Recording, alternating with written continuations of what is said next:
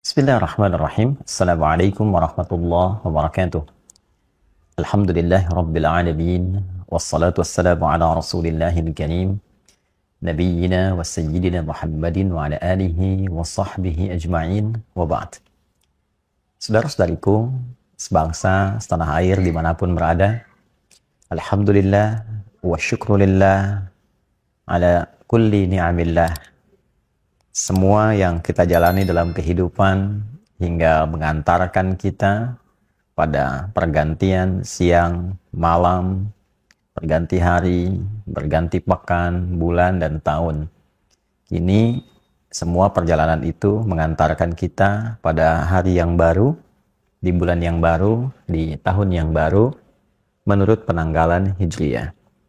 Kita dengan izin Allah saat ini telah memasuki penanggalan di awal bulan Al-Muharram 1446 Hijrah.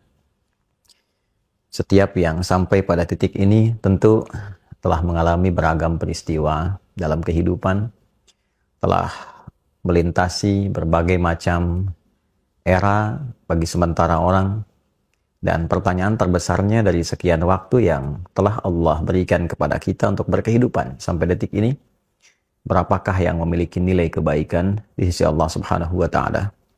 Sementara kita meyakini bahwa kita pasti akan berpulang. Kita akan meninggalkan dunia ini. Semua kita berkeyakinan dunia ini tempat sementara, bukan abadi kita berada di sini. Kita akan kembali kepada Sang Pencipta, Allah Subhanahu wa Ta'ala. Logika sederhana kita bertanya, bila di dunia ini saja kita berjuang untuk mendapatkan bekal supaya nyaman berkehidupan, Anda, saya, kita bersekolah, belajar untuk mendapatkan peningkatan pengetahuan, mendapatkan ijazah yang digunakan untuk mencari pekerjaan, guna mendapatkan bekal untuk berkehidupan. Ingin hidup nyaman, tenang, tentram, sejahtera. Bila di dunia yang kita akan tinggalkan saja sedemikian kuat perjuangan kita, sampai sebagian orang bahkan tega melakukan tindakan-tindakan yang tidak pantas, kontraproduktif, tindakan yang destruktif, merusak, mentolimi orang, mencelakakan, hanya untuk merasakan kenikmatan sesaat, yang bahkan dari beberapa pandangan kenikmatan yang mungkin didapatkan sifatnya semu, tidak melahirkan kebahagiaan yang sejati. Dapat harta banyak, hasil korupsi, walaupun terasa banyak, tapi tidak menyenangkan, tidak membahagiakan, gelisah, gak enak. Hasil nyogok, hasil judi, tentu akan berpengaruh pada keadaan dalam jiwa. Poinnya adalah, untuk mendapatkan yang sementara saja begitu luar biasa, sungguh-sungguh, serius, dengan segala apa yang tadi diungkapkan, maka bagaimana dengan persiapan kita untuk kembali ke tempat yang abadi? Menghadap kepada Pencipta kita, Allah Subhanahu wa Ta'ala, yang akan mengevaluasi seluruh ragam kegiatan kita dalam membawa misi kehidupan di muka bumi ini. Tentu penting mendapatkan waktu untuk berkontemplasi, untuk merenung, untuk mengevaluasi perjalanan hidup kita.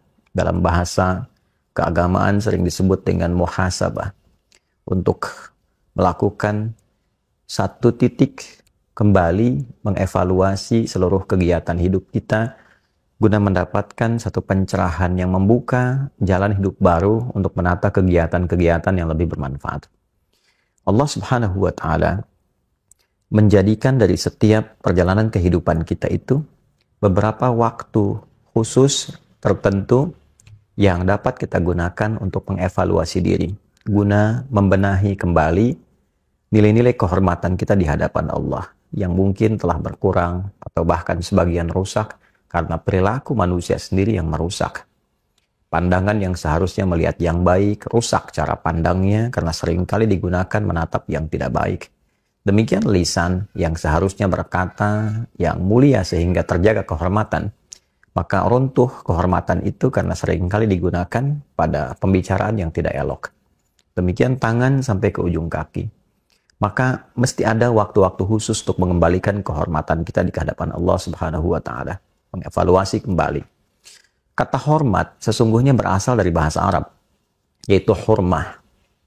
Satu keadaan atau bahkan menjadi hukum yang menjaga kita agar selalu tampil terhormat disebut dengan haram.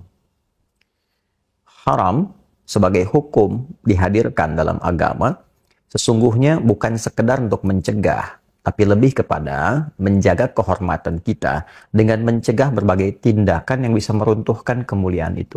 Sehingga manusia terjaga dalam kehormatannya, tampil dalam kebaikannya. Mengapa berdusta itu haram? Karena saat seseorang berdusta, runtuh kehormatannya. Mengapa mencuri, korupsi, menipu itu haram? Karena ketika seseorang melakukan tindakan demikian, maka runtuhlah kehormatannya. Bukan hanya di hadapan Allah Subhanahu wa Ta'ala, tapi juga di hadapan makhluk, di hadapan manusia, orang-orang sekelilingnya.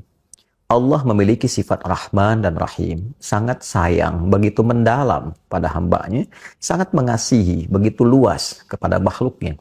Itulah yang menjadikan Allah selalu ingin menjaga kita dalam kebaikan. Bila tangan ini pernah salah melakukan tindakan, maka harus dijaga dan dikembalikan kepada fungsinya yang baik, sehingga kehormatan tangan itu terjaga dengan baik sampai pulang menghadap Allah. Diri kita diciptakan baik, Allah inginkan pulangnya pun baik dan terhormat. Itu poinnya. Maka segala yang diharamkan itu disebut dengan muharram. Dusta itu muharram. Mencuri itu muharram. Berjudi mau offline mau online itu muharram. Hukumnya haram. Bila kita ingin meninggalkan seluruh perbuatan-perbuatan itu, mencoba mengevaluasi, menepikan yang dilarang, menjaga kehormatan, mengembalikan pada kemuliaan, berpindah pada tempat dan keadaan yang lebih baik, maka di antara rumusnya kita bisa tambahkan al pada kata itu.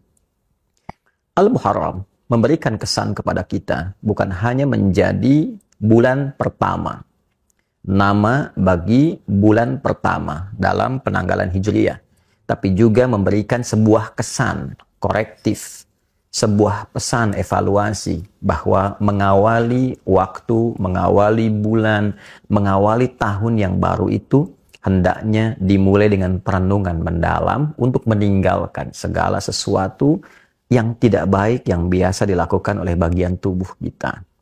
Ketika kita bisa meninggalkan segala yang terlarang itu dan merubah menjadi lebih baik, mata melihat yang terlarang kita alihkan pada yang baik. Demikian telinga mendengar yang dilarang kita alihkan pada yang baik. Lisan sampai ujung kaki. Dimulai dari Al-Muharram. Sehingga ia berpindah pada kebiasaan baik. Meninggalkan kondisi tidak baik. Menjadi baik, itulah hijrah yang sejati. Bukan sekedar berpindah tempat, tapi berpindah keadaan dari yang dilarang oleh Allah. Yang tidak disukai kepada kondisi yang terhormat, yang baik. Itulah hijrah. Bila kita ingin ikut itu dan melekatkan sifat di dalamnya, maka tambahkan ya nisbah. Hijrah, tambahkan ya nisbah sebelum akhirnya, maka dia menjadi hijriyah. Kalender hijriyah dihadirkan kepada kita, diawali dengan Al-Muharram. Bukan hanya menunjukkan sebuah nama dan waktu, tapi ingin memberikan kesan mendalam, renungkan dirimu. Apa belum cukup waktunya engkau untuk kembali mengoreksi diri, menguatkan imanmu, dan mencari bekal untuk menghadap Allah Subhanahu wa Ta'ala. Alam ya'ni lilladzina amanu an tahsha'a qulubuhum li dzikrillah wa ma nazala minal haqq. Demikian Allah bertanya di dalam satu rangkaian surah Al-Quran yang sangat mendalam. Apakah belum tiba masanya bagimu, duhai yang merasa beriman khususnya kepada Allah, untuk kembali menampilkan kekhusyuan dalam jiwamu demi mendekat kepada Allah Subhanahu wa Ta'ala, menjaga kehormatanmu. Ada 4 bulan terhormat, yang 3 terangkai, yaitu Dzulqa'dah bulan ke-11, Dzulhijjah bulan ke-12, dan Al-Muharram bulan yang pertama dalam kalender Islam, serta 1 terpisah yaitu Rajab pada bulan yang ke-7. Sekarang kita berada di awal tahun. Kita berada di 1 dari 4 bulan mulia itu. Dan disitulah berlaku hukum Quran surah ke-9 ayat ke-36. Inna iddatash syuhuri indallahi 12 syahran fi kitabillah yawma khalaqas samawati wal arda minha arba'atun hurum. Dzalika ad-dinul qayyim fala tadhlimu fihinna anfusakum. Al-ayat. Sungguh Allah menegaskan jumlah bilangan bulan dalam setahun itu di sisi Allah yang telah ditetapkan sejak mula penciptaan langit dan bumi berjumlah 12 bulan. Setahun ada 12. Dari 12 itu ada 4 bulan utama yang desainnya untuk menjaga kehormatan. Desain muhasabah, evaluasi, koreksi diri. Maka jika Anda telah hadir dari 4 bulan itu, maka kata Allah, فَلَا تَظْلِمُوا فِيهِنَّ أَنفُسَكُمْ. Maka berusahalah untuk mengoreksi diri. Jangan berbuat maksiat. Tinggalkan yang dilarang. Jangan berbuat zalim pada diri sendiri. Berkata kotor itu zalim pada lisan. Berkata yang tidak baik, zalim pada lisan. Memandang yang tidak bagus, zalim pada mata. Mendengar yang tidak mulia, zalim pada telinga. Fala tazlimu fihinna anfusakum.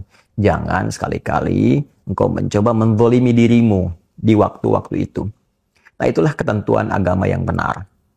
Ya, Allah menyampaikan dzalika dinul qayyim. Sebelumnya, ketentuan agama yang benar itu di antara pembuktiannya adalah penjagaan terhadap perilaku kita untuk tampil lebih mulia. Ini yang tampak di hadapan Al-Quran. Definisi kemuliaan di hadapan Allah adalah ketika akhlak kita dapat terjaga yang dihasilkan dari pendidikan ibadah kita kepada Allah Subhanahu wa taala. Itu yang menjadikan suksesnya salat seseorang itu ketika tampak baik akhlaknya. Tanha 'anil fahsya wal munkar.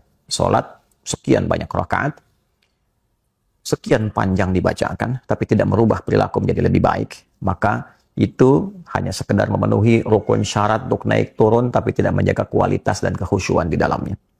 Untuk itu, saudaraku, sekali lagi, saya Andi Hidayat ingin memohon maaf demi memberikan contoh pertama pada diri pribadi sebelum mengajak siapapun. Saya memohon maaf kepada saudara-saudariku dimanapun berada. Bila selama ini Anda pasti mendapati hal yang kurang wajar untuk kami tampilkan. Boleh jadi didapati kata-kata yang tidak elok untuk disampaikan. Saya memohon maaf dengan segala kerendahan hati bagi berbagai pihak yang mungkin merasa kurang berkenan atau bahkan tersinggung dengan rangkaian kata-kata yang pernah saya ungkapkan selama berkehidupan sampai detik ini. Boleh jadi ada cara pandang yang kurang baik yang pernah kami tampilkan, yang dengan itu mungkin berpotensi menyakiti ataupun juga melahirkan pandangan-pandangan yang tidak elok.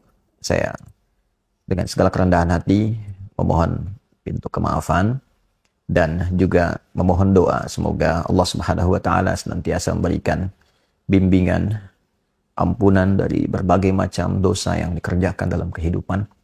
Dan sekali lagi saya mengajak setelah itu kepada kita semua, mari kita isi tahun baru ini untuk meningkatkan ketakwaan kita kepada Allah Subhanahu wa taala, saling mendoakan, pemimpin dengan rakyat saling mendoakan, pimpinan di kantor dengan karyawan saling mendoakan, dengan tetangga kita saling mendoakan supaya negeri ini tentram, damai, baik. Setelah itu saling mensupport dalam kebaikan. Mari kita bangun bangsa, bangun negeri dengan segala kemampuan yang Allah titipkan kepada kita dan niatkan ibadah supaya mendapatkan poin di sisi Allah Subhanahu wa taala.